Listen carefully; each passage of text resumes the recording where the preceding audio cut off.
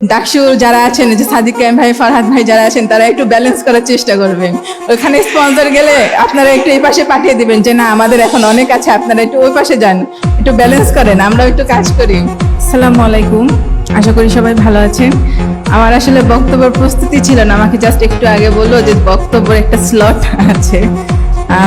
আমি হচ্ছে আয়েশা সিদ্দিকা মেঘলা, জাহাঙ্গীরনগর বিশ্ববিদ্যালয়ে দর্শন বিভাগে পড়ছি, মাস্টার্সে 18-19 সেশন।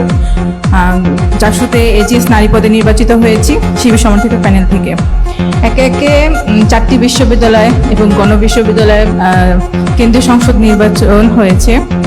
তো সেখানে সবাইকে হচ্ছে আগে ছবিতে দেখতাম, আজকে সবার সাথে পরিচিত হয়েছে। যেমন ডাকসুতে যাওয়া হয়েছে, কিন্তু ডাকসু এবং চাকসুর ভাইয়াপুদের সাথে আজকে পরিচয় হয়ে ভালো লাগলো, সরাসরি দেখার সুযোগ হয়েছে।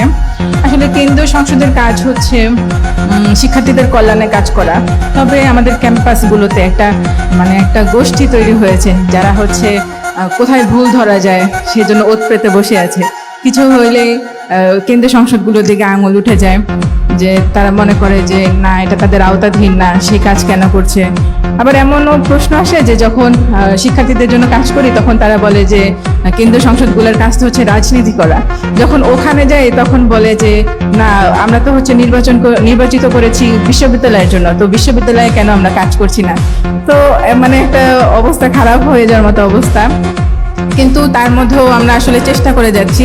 তবে ডাকসুকে দেখলে অনেক হিংসা হয়, তাদের এত বাজেট, তারা এত কাজ করতে পারতেছে, এত স্পন্সর তাদের, কিন্তু আমরা সেটা কিচ্ছু পারি না।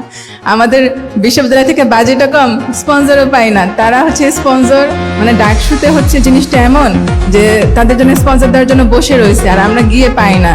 তা আমাদের সাথে যে বৈষম্যগুলো হয়, সেটা হচ্ছে ডাকসুর যারা আছেন, যে সাদিক কায়েম ভাই, ফারহাদ ভাই যারা আছেন, তারা একটু ব্যালেন্স করার চেষ্টা করবেন। ওখানে স্পন্সর গেলে আপনারা একটু এই পাশে পাঠিয়ে দিবেন যে না, আমাদের এখন অনেক আছে, আপনারা একটু ওই পাশে যান, একটু ব্যালেন্স করেন, আমরাও একটু কাজ করি। ধন্যবাদ সবাইকে। আসসালামু আলাইকুম।